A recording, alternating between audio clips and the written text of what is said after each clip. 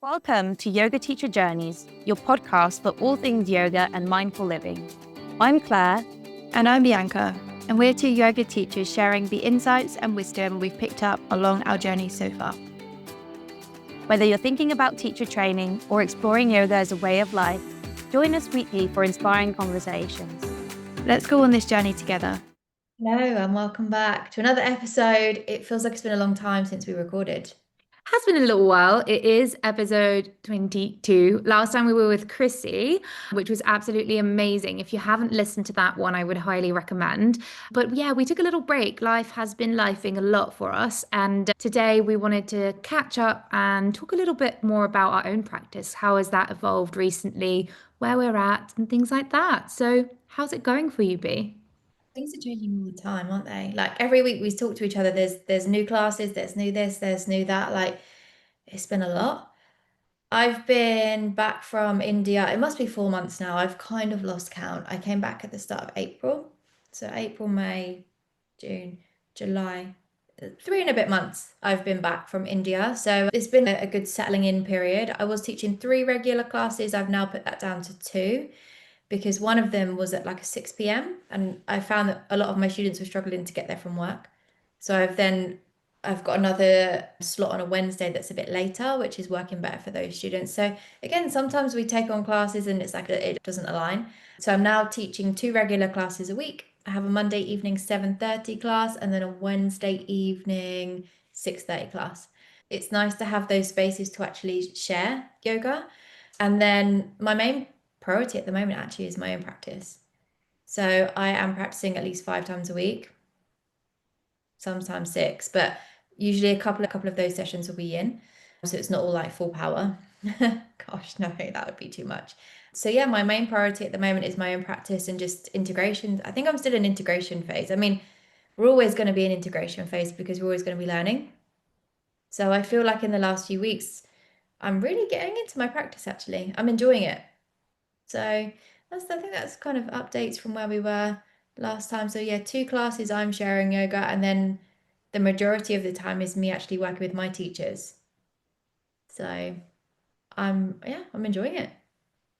Yeah.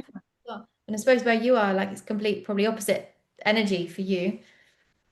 For me, yes, it's been so I also have 2 fixed classes, but then I also have been subbing a lot, a bit left, right, and center. So my every week is very different. It's a bit hard to keep track of everything, to be honest. But yes, my fixed one is also Monday 7:30. So we're sharing at the same time. I love it.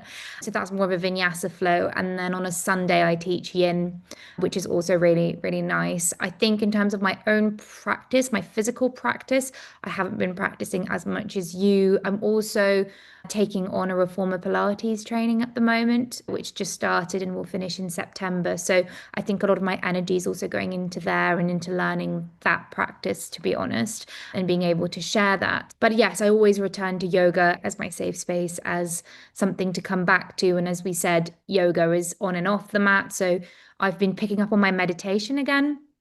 Listened to this podcast recently about this monk and he was talking about meditation generally, and it just got me really back into it, something I was missing. And so really, when I say getting back into it, I'm talking 5 minutes every day, which is very little if you think about it. But I think they were even saying that scientifically, if you did 10 minutes a day, it changes the way your brain is wired, right? It was like after like 4 days of just 10 minutes a day of just practicing being mindful of where your mind is, it changes your brain. It's insane.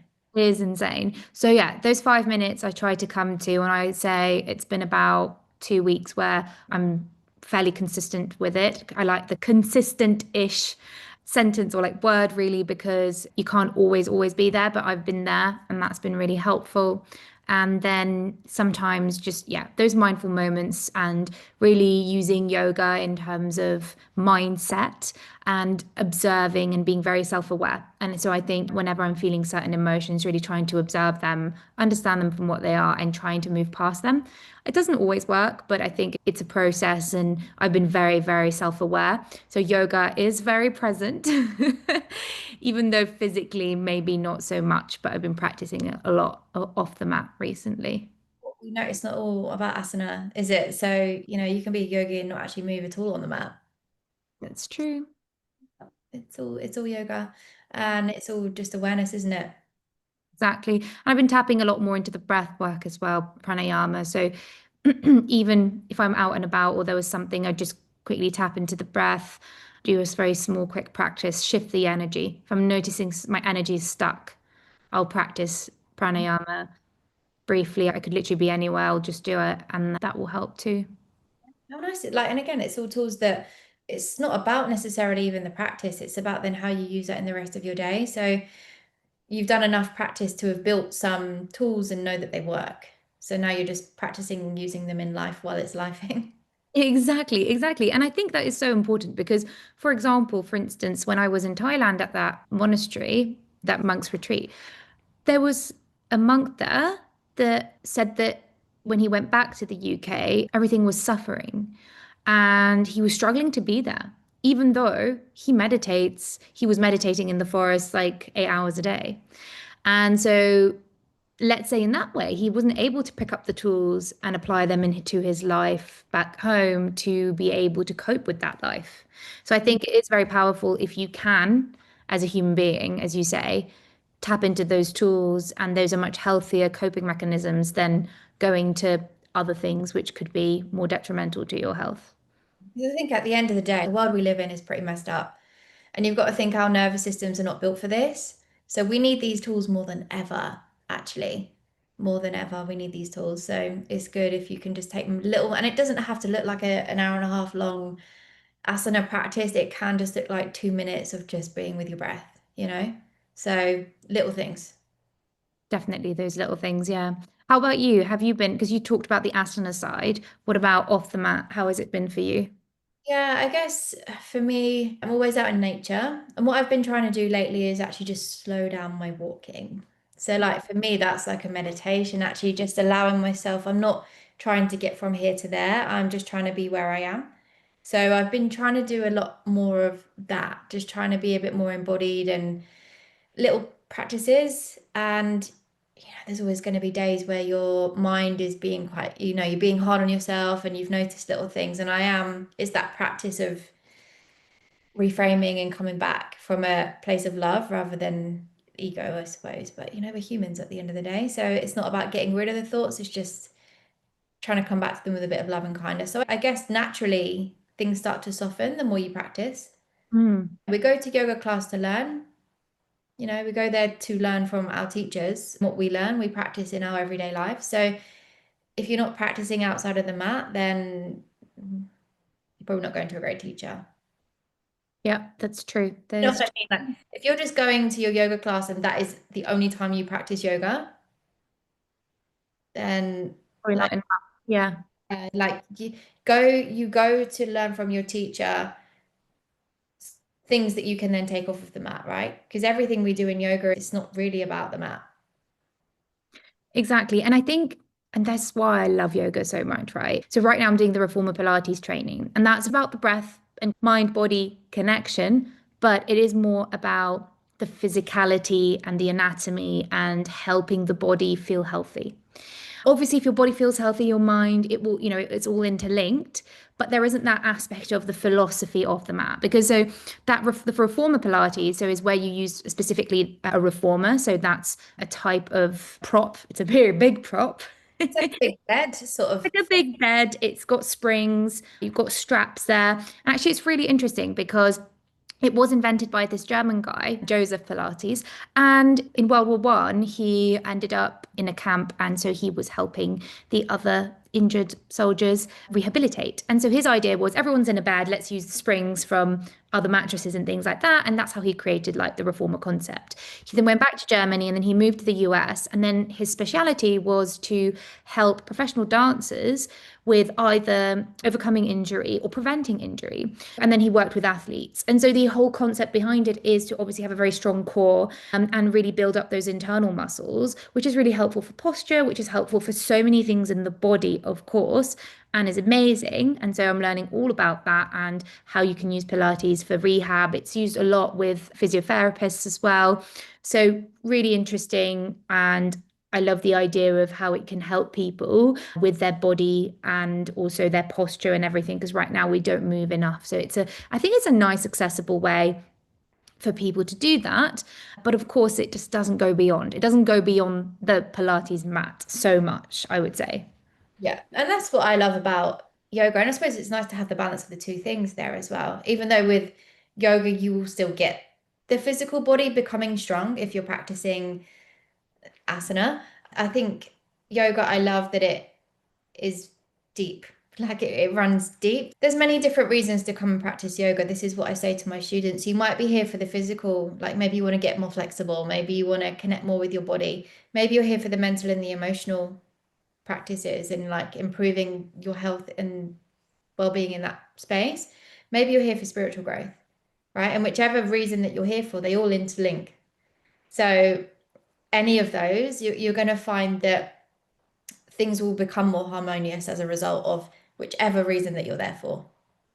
And I suppose in the West, right? You've got to think in the West, we've got to meet people where they are. Like a lot of people do practice yoga for their physicality, and that's okay, right? If that's the entry point, that's great. You can practice yoga in that way, but it can become deeper when you start having intention for your practice. Like, why are you practicing? You know, when you start focusing on the breath, like the breath with the movement, when you start focusing on the bandhas and the dristi and all of those things are what makes yoga yoga. And it's Yeah. nice you're never going to complete it. Like it's always a practice. It's always going to be there. And yeah, I think for me, I'm definitely getting more into the spiritual side of it. Mm. Yeah, I feel like you always were, but I don't know. There was definitely the discipline and the physicality of the Ashtanga. Yeah. Yeah. And if that's what you said, those three reasons to come to the mat or to come to yoga. That's really unity, right? Unity within yourself. If you bring all those things together, they combine. What's beautiful as well is, I guess, people that practice yoga, we are, you could say, an activist. I think this came from Chrissy. She said it to me once, you know, when you step on the mat, you are an activist, you want change. Now, whether that changes with the physical body, the emotional body, the mental body, or the spiritual body, you're here because you want to make a change, right? And then you're showing up, you're doing way more than most people are. And we can't, you know, solve this world, the craziness that's going on with the world. There's nothing really that we can do about that. All we can do is work on the inner peace that we have. We have to start here because we can't solve that if there's stuff going on within ourselves. So just know that every time you step on the mat, like it's there's no practice is ever wasted. Absolutely. And I said that to my students during a workshop recently that you're here for yourself, but for others, because you're here for your community. Because if you're able to calm your nervous system, show up as a better person, inverted commas, a better version of yourself, then obviously that's going to have a positive impact on everyone around you, every single person you interact with. And so whether that's from not feeling irritated if something goes wrong and having a go at someone for something that will then have a ripple effect of negative energy coming out, or whether it's something a lot more deep, you feel like you can have a difficult conversation with someone, it is very powerful every time you come to the mat. Yeah, the best thing you can do for the people that you love is take care of yourself. And I think sometimes we've been taught that that's selfish, but actually it's the most selfless thing you can do. Right? Because if you're not taking care of yourself, you're not going to have anything to give the community, like you say. Right? And that's again, that's what I love with, say, with yoga practice. You're doing it for reasons that are beyond yourself. So on the days where you're not feeling very motivated, you know that you still show up because you're dedicated, right? And you're devoting your practice to something more than. Whereas maybe with Pilates, I don't know how that would work. Like I guess for me, I feel like maybe if I'm not motivated, I'd be like, oh, yeah. I'm not going to bother today. And it's working against that. So for me, being dedicated and devotional with my practice means that I am more consistent with it. Totally. I can understand that selflessness or like giving back. It's just, yeah, it's a much wider, bigger motivation. Yeah. Days you don't want to show up, but with yoga, you show up anyway, and those energies are alchemized, and you put your pain into yoga, you put your love into yoga, and it's the energy comes back to you, and that's beautiful. Exactly. So yeah. I think that's a good summary of Where yoga we're at, like, yeah, practice, yeah. where we're at. We will talk about the retreat. Yes. What countdown are we on? So it's July August, September, October. We've got 4 months now till the 4 retreat. months, Yeah. All of my students have booked their flights. Have yours? Yes, everyone's booked their itinerary, super excited. And we have booked, of course, we're going to be there a couple of days before, a couple of days after, really taking it all in, making the most of it. And honestly, I cannot wait. Just being together, because obviously we haven't seen each other in a while, and we won't see each other And before that's then. probably that is going to be the next time we're together. Oh my gosh. And then there's some really special students coming along. It will just be very special to share those days all together and share that love.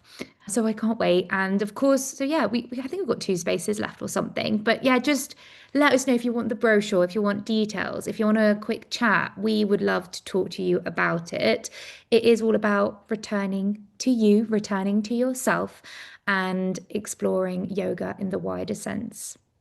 And just an experience, right? We want you to experience. So yeah, 4 days, 3 nights. 3 nights. Yeah. Yeah. I'm excited. Yeah. So yeah, if anyone wants to know anything more about the retreat, give us a shout, jump into the DMs, whatever. We're always happy to talk about it. But yeah, 2 spaces left. Yeah, we'd love to share the space with you. All right. Well, we'll see you next time on the pod then. Catch you next time.